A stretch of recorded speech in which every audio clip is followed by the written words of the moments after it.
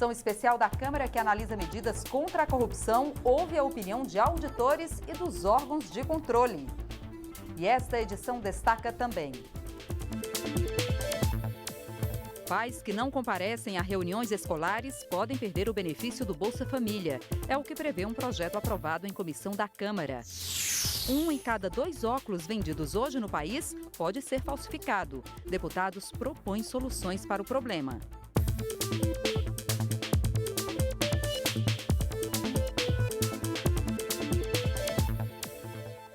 Boa noite em Brasília, 8 horas. O Jornal da Câmara começa agora. 10 medidas contra a corrupção. Esse é o nome da campanha que resultou num projeto de lei assinado por mais de 2 milhões de brasileiros. A proposta foi escrita pelos promotores que atuam na Operação Lava Jato. Nesta segunda-feira, a Comissão Especial da Câmara, que analisa a proposta, quis saber o que os órgãos de fiscalização acham dessas mudanças. A resposta está nessa mesa. TCU, CGU, servidores de diferentes órgãos que fiscalizam o dinheiro público. No geral, eles concordam com a proposta do Ministério Público, mas só no geral. São medidas para quem joga no ataque, né? No ataque. Todo mundo quer jogar no ataque, todo mundo quer fazer gol, todo mundo quer, né, ganhar espaço em mídia, e, enfim. Mas tem um aspecto do controle, né, que tem mais a ver com o jogo na zaga, na retranca. Uma necessidade de fortalecer toda uma rede de controle. Os tribunais de contas participam nos estados aí da rede de controle em cada unidade da federação. Então, não fortalecer só o Ministério Público e deixar os demais órgãos de controle em outro patamar, eu acredito que não seja a melhor saída. As críticas estão colocadas, mas vale lembrar que essas não são as primeiras. O próprio juiz Sérgio Moro, que julga a Lava Jato, quando aqui esteve, também sugeriu mudanças no texto. E é claro que cada um vai ter uma visão diferente sobre esse assunto. Essa é uma disputa legítima. O desafio dos deputados vai ser encontrar um ponto de equilíbrio. O que nós não queremos aqui é dizer que o Ministério Público é melhor do que o TCU ou que o TCU é melhor que os TCEs. Pelo contrário, eles se complementam. Eles devem trabalhar em conjunto, harmônicos. O jornal O Estado de São Paulo denunciou que haveria uma tentativa de afrouxar a proposta. O problema estaria na criminalização do chamado Caixa 2 de campanha. O relator, deputado Onyx Lorenzoni, não quer nem ouvir falar de acordão e promete: a criminalização do Caixa 2 fica. Qualquer acordão que se tente fazer, o primeiro a denunciar sou eu. Criminalizar o Caixa 2 é o jeito da gente limpar a política. Chega da política ser território de bandido, a política ser território de gente limpa. A comissão especial que discute alterações na lei dos agrotóxicos debateu os tratados e acordos internacionais firmados pelo Brasil no âmbito da Organização Mundial do Comércio. A intenção é tornar a nossa produção agrícola mais competitiva lá fora. Durante a audiência pública, foi debatida a necessidade de atualizar a legislação sobre agrotóxicos, visando o cumprimento de acordos sobre a aplicação de medidas sanitárias e fitossanitárias estabelecidas pela Organização Mundial do Comércio. O deputado Luiz Nishimori destacou que o Brasil precisa garantir a competitividade de seus produtos no mercado internacional. O Brasil é um país essencialmente agrícola. Ele tem que ter uma excelente, boa participação lá fora, internacionalmente. Às vezes, isso nós temos que fazer alguma coisa para que isso melhore também aí esse acordo. E também aqui no Brasil nós temos aí muitos defensivos que está fora, ou talvez muitas coisas fora de acordo internacional. É um acordo que ele tenta criar um equilíbrio entre o livre comércio, né? Você não pôr restrições ao livre comércio, se equilibrando com outro valor que é a proteção da saúde da população, dos animais e dos vegetais, a inocuidade dos alimentos que são consumidos. Então ela busca esse equilíbrio. O deputado Nilton Tato defendeu a realização de debates com a população sobre a necessidade de alterar a legislação que regula o uso de agrotóxicos. Na opinião dele, é alta a contaminação dos alimentos consumidos pelos brasileiros. Nós precisamos fazer, primeiro, um debate com a sociedade para esclarecer, entendeu?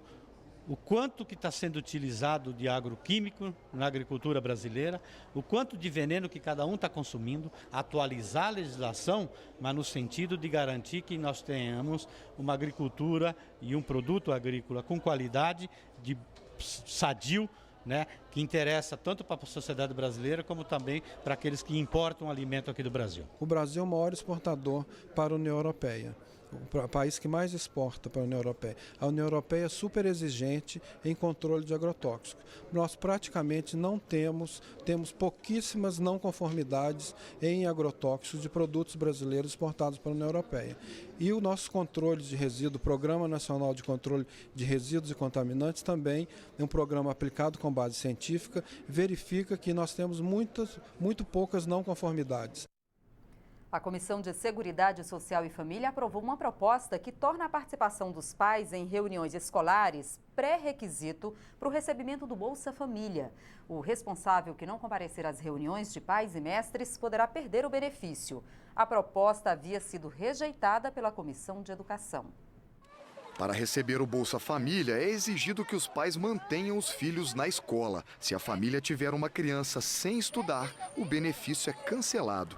E agora a Câmara analisa mais uma exigência a ser cumprida: a participação nas reuniões escolares. Se a regra virar lei, o responsável pela criança que não participar destes encontros poderá ter o benefício cancelado. Mas as reuniões terão que ser marcadas em horários que não atrapalhem o trabalho dos pais. A deputada Flávia Moraes relatou o projeto na Comissão de Seguridade Social e Família, onde o texto foi aprovado. Ela defende que a educação não pode ser deixada apenas sob responsabilidade da escola. As famílias que são beneficiárias de programas de transferência de renda geralmente não tiveram oportunidade de estudo. E isso muitas vezes se multiplica nas outras gerações. Então é importante que essa família que não teve condições de estudar, que ela tenha essa oportunidade, participando das reuniões escolares, de efetivamente participar da vida escolar do seu filho, criando para ele uma realidade diferente daquela que ele teve como a sua realidade de vida. O deputado Jorge Sola é contra a proposta.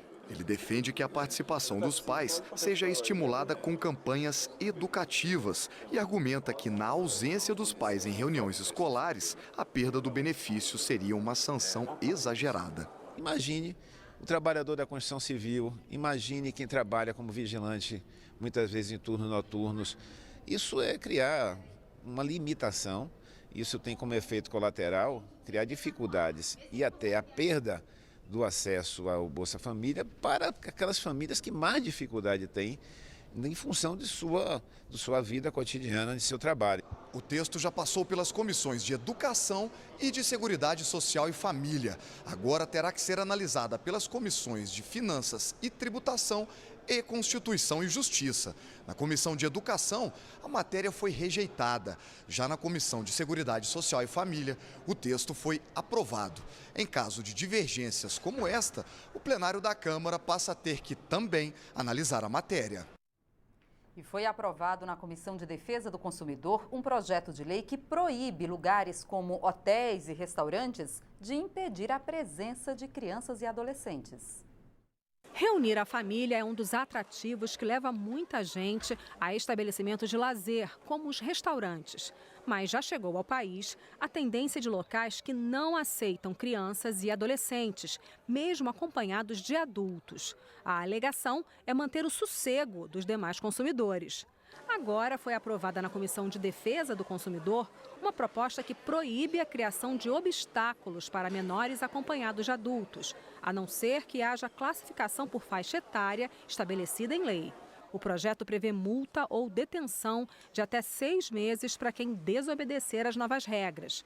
O relator, no entanto, retirou da proposta o trecho que proibia a cobrança de taxa extra pela presença de crianças e adolescentes. Ao aprovarmos essa proibição da cobrança adicional de crianças e adolescentes em estabelecimentos comerciais, e mais do que isso, transformando isso em crime contra as relações de consumo, nós estaríamos ferindo aí a livre iniciativa dos estabelecimentos comerciais, que prestam um serviço, que visam lucro e, obviamente, que cobram também por esses adicionais.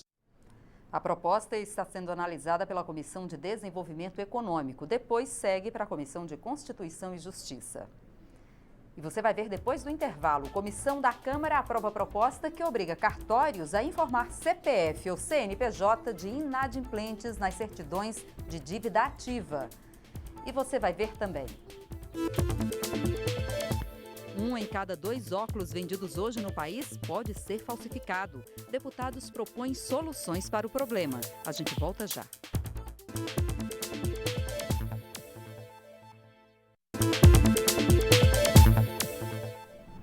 O recente ataque racista e homofóbico contra estudantes da Universidade de Brasília foi tema de debate em uma audiência pública aqui na Câmara, que reuniu representantes do meio acadêmico e do sistema judiciário. Estudantes da Universidade de Brasília foram alvo da manifestação de um grupo integrado por 15 pessoas. Eles entraram no Instituto Central de Ciências com megafone e bandeiras do Brasil, gritando palavras preconceituosas contra os estudantes, como insultos racistas e homofóbicos.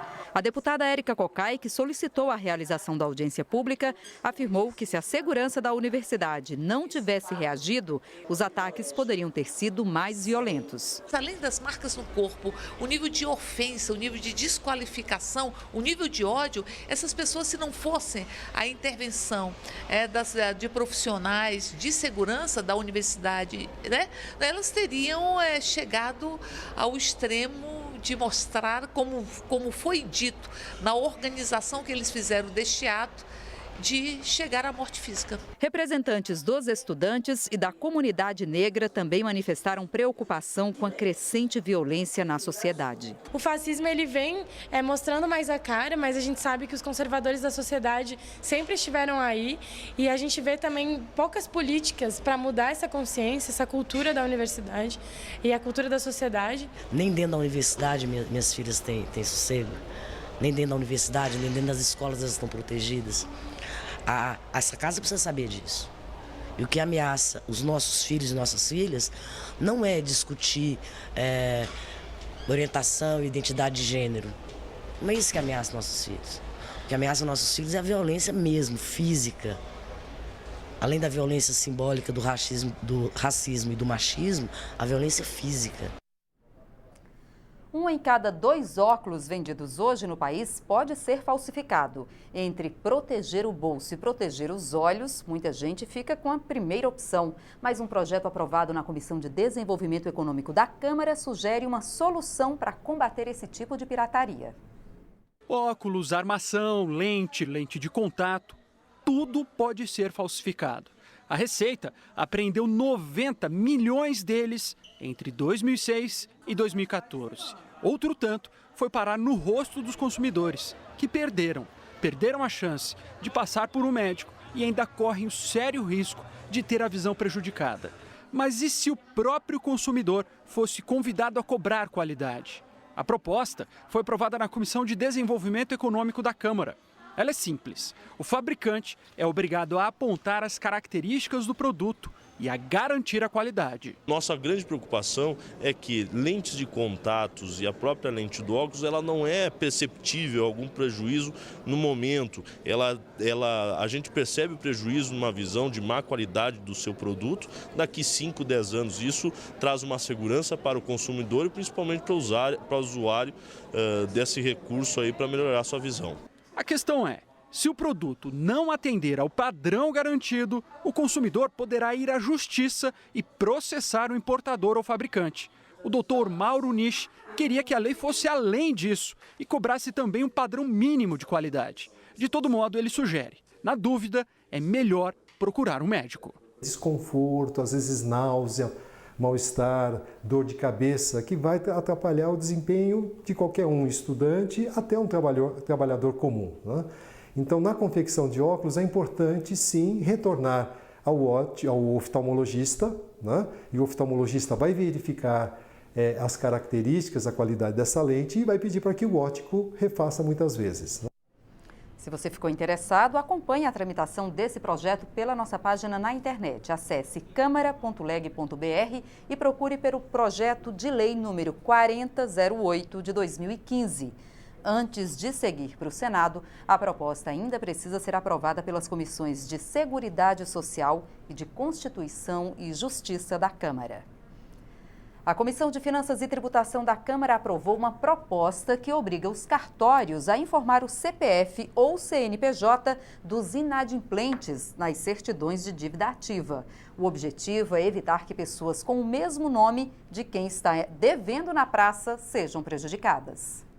Segundo o IBGE, existem quase 8 milhões de brasileiros chamados José. Se algum José tem um sobrenome comum, é bem provável que ele tenha alguém com nome e sobrenome idênticos aos dele. E isso pode acabar sendo a causa de uma enorme dor de cabeça. Foi o que aconteceu com o técnico em radiodifusão, José Vieira da Silva, que até hoje não conseguiu resolver o problema do nome sujo na praça causado por um xará. A minha dívida foi aparecer quando eu fui fazer o financiamento da casa própria, né? Na época. Aí apareceu uma dívida grande, aí eu estava devendo o banco, né? Que o banco já tinha entrado com o pedido de justiça, com o oficial de justiça.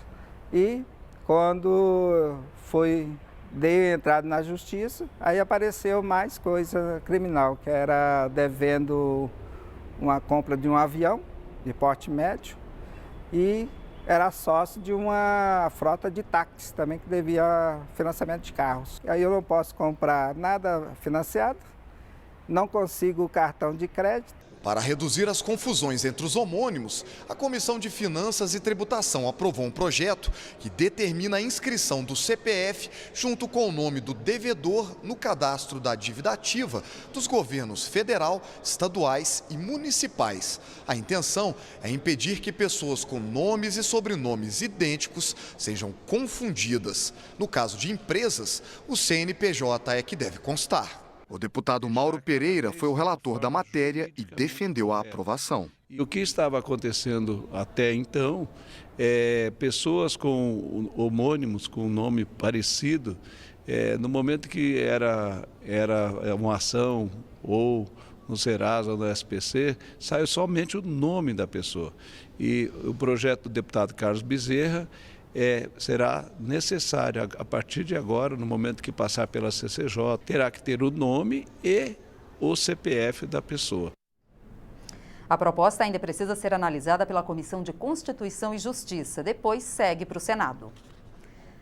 Conservação do meio ambiente e valorização do trabalhador. Essas são as metas de um projeto que cria incentivos fiscais para empresários que investirem em práticas sustentáveis. A proposta do deputado licenciado Sérgio Sveiter, do PMDB do Rio, já passou pela Comissão de Desenvolvimento Urbano e agora está em análise na Comissão de Finanças e Tributação.